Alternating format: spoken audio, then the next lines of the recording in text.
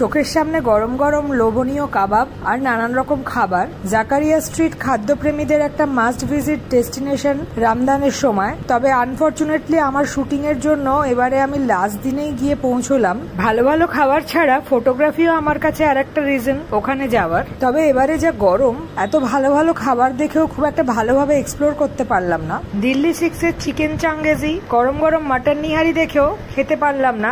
একে রামদানের লাস্ট দিন, তারপর আবার সানডে, প্রচন্ড ভিড়ের ঠেলাতেই অর্ধেক এনার্জি চলে যাচ্ছিল। তাই শরীরটাকে ঠান্ডা করতে নিয়ে নিলাম মহব্বতের শরবত। এত বছরে এই প্রথম খেলাম মহব্বতের শরবত। আগে ম্যাক্সিমাম জায়গায় আনহাইজেনিক ওয়েতে মহব্বতের শরবত পাওয়া যেত। এবারে দেখলাম বেশ পরিষ্কার পরিচ্ছন্ন দুটো দোকান মহব্বতের শরবত বিক্রি করছিল, দাম মাত্র 50 টাকা। তার সঙ্গে আবার একটা নতুন অ্যাডিশনও ছিল, নফরতের শরবত, ওটা অ্যাপেল ফ্লেভারের। এখানে এসে টেস্ট করতে গেলাম মহব্বতের শরবত, কিন্তু দাদা আবার আমাকে কমপ্লিমেন্টারি খাওয়ালেন, টেস্ট করালেন এই নফরতের শরবতে। আমি প্রথম শুনলাম নফরতের শরবতে, কখনো শুনিনি।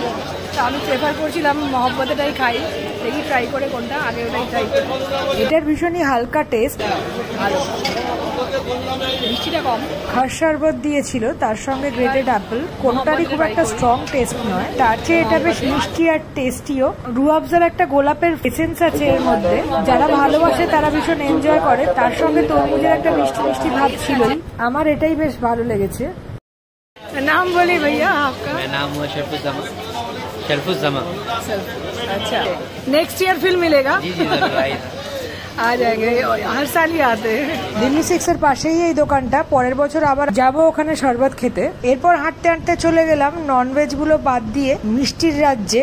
আদনান সুতা কাবাবের গলিতে অনেকগুলো মিষ্টির দোকান। সেই মিষ্টিগুলো দেখেও বেশ ভালোই লোভ লেগে যায়। কালারফুল মিষ্টি, প্রত্যেকটাই বেশ টেস্টি আর লোভনীয়। তার মধ্যে জ্যাম থেকে জোর করে আমাকে এই মালাই মিল্ক কেকটা টেস্ট করালো। মিল্ক কেক অনেক রকমই খেয়েছি, তবে এটা দেখলাম ভীষণ স্মুথ, দানা দানা ছানার টেস্ট নেই, একদম স্ম্যাশ করা, সিল্কি স্মুথ। তার মধ্যে তো ড্রাই ফ্রুটস দেওয়া ছিলই।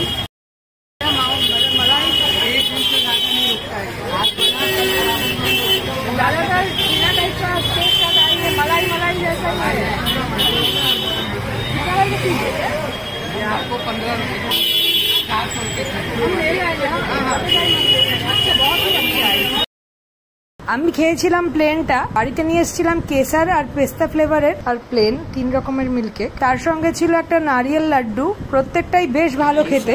3টে মিল্ক কেক 15 টাকা আর লাড্ডুটা 12 টাকা, তবে ফ্লেভার গুলো বেশ হালকাই ছিল। পাশের আদনান সুতা কাবাবে দেখলাম প্রচন্ড ভিড়, প্রচুর লোক লাইন দিয়ে দাঁড়িয়ে আছে ওই সুতা কাবাব খাবে বলে। ওখানে বিফের আইটেম, ওইসব আমি খাই না, তাই চলে এলাম আবার কাস্কিনের কাছে।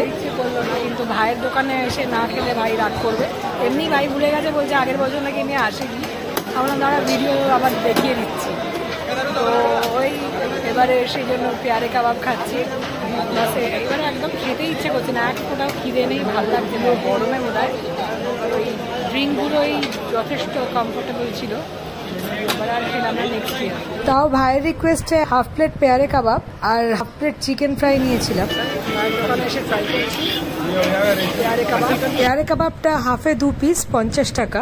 খেতে ভালোই অ্যাজ ইউজুয়াল।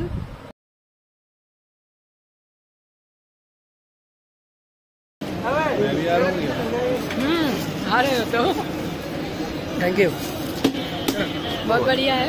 তবে এবারে চিকেন ফ্রাইটা আমার দুর্দান্ত লাগলো। গরম গরম ভেজে ওর মধ্যে চাট মশলা ছড়িয়ে ওপর থেকে অনেক ক্রিম দিয়ে দেওয়া হচ্ছিল। গরম গরম ক্রিস্পি চিকেন পাকোড়া, কিন্তু ভেতরে নরম, উইথ বোন ছিল। তার মধ্যে চটপটা চাটের টেস্ট আর মিষ্টি মিষ্টি ক্রিমের টেস্ট, সব মিলিয়ে দারুণ কম্বিনেশন। লাস্ট ইয়ারের মতো এবারেও বাড়িতে নিয়ে এলাম গরম গরম হালুয়া আর পরাঠা, দামও 50 টাকা। ঈদ মুবারক আর সাবস্ক্রাইব।